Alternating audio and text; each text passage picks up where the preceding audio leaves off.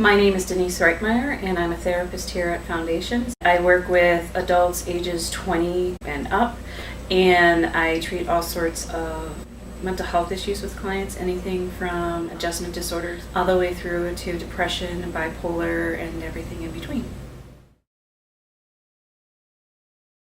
Well, when I was in high school, I was the person that all of my friends came to for advice. And there was a running joke that I was going to end up being a therapist someday. But then I realized that I really had a passion for wanting to help people, and I have a way of being able to connect with them, to be attuned to them when they need someone just to come alongside them.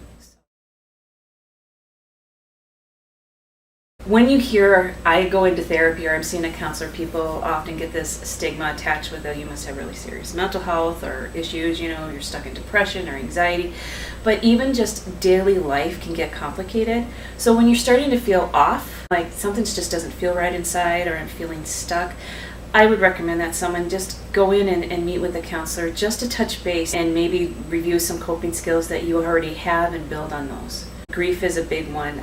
Grief can be anything from the loss of a loved one to loss of a job and everything in between. And if you feel that you're just not handling it or you feel stuck, then I would recommend seeing a counselor, because sometimes you need a little bit more guidance to get through it.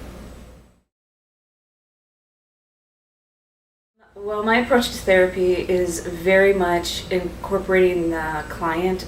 It's their therapy, it's their therapy process. I also think that it's important to draw on a person's faith or spirituality, because that really can be a source of not only strength but a source of peace for them. If I have a client in my office who is a Christian, very comfortable with that faith, incorporating that into their therapy, because it is a strength.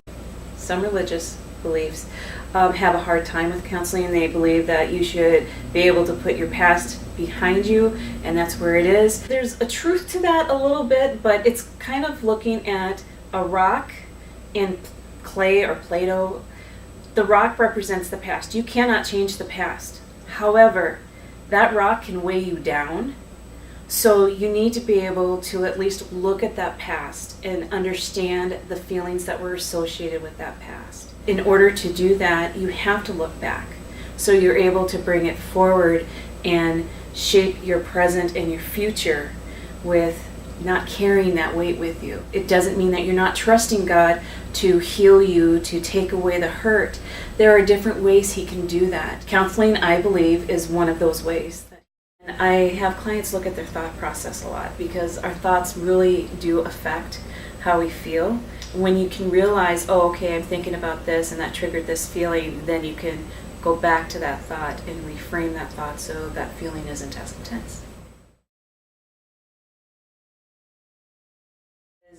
Every morning when you get up, kind of do a self-reflecting minute. And what I mean by self-reflecting is taking a deep breath before you even get out of bed, and what am I feeling? That kind of starts your day. For me, if I'm feeling a little bit more tired, I know I'm going to be a little bit more grumpy.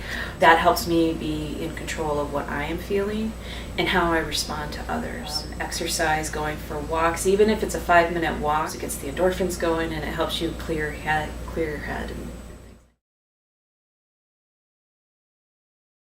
I like to bake. I try all different types of recipes. I go for walks. I pray a lot. To see that they're feeling better and they're doing better, seeing them accomplish the goal that they set for themselves. So they've drawn that inner strength, and they just need someone to remind them that they have that.